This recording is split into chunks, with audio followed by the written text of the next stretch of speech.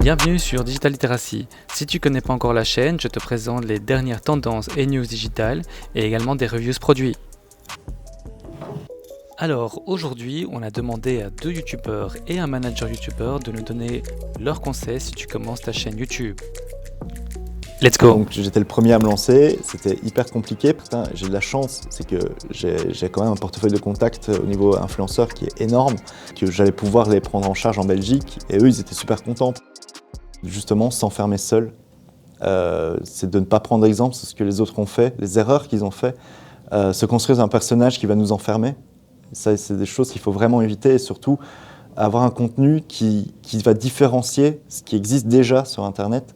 Parce que copier une personne, ça a déjà été fait 10 fois.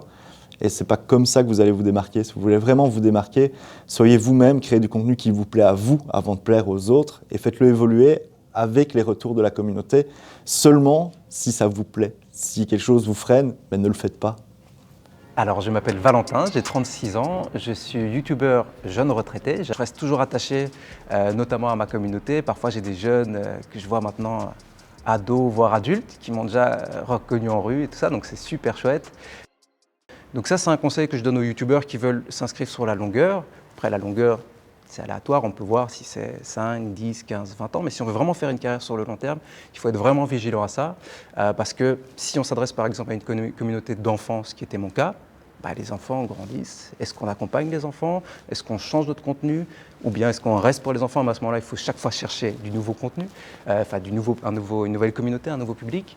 Et une fois que le public a grandi, qu'est-ce qui se passe avec ce public-là? Est-ce qu'on les abandonne, entre guillemets? Est-ce qu'on change les vidéos qu'on propose? Ça, c'est vraiment des questions qu'il faut se poser quand on crée une chaîne YouTube, un petit peu savoir, voilà, notre communauté, elle va évoluer et comment évoluer avec elle ou ne pas évoluer avec elle et rester sur un contenu fixe et chercher une nouvelle communauté, ça c'est une question importante. Hello, hello. Tranquille. Là, ça fait quand même déjà 7 ans, c'est passé tellement vite. Je crois que je pourrais doubler fastoche. Je leur dirais de trouver la bonne formule en fait. De trouver la bonne formule entre ce qui te plaît, ce que tu as envie de faire, ce que tu penses être bien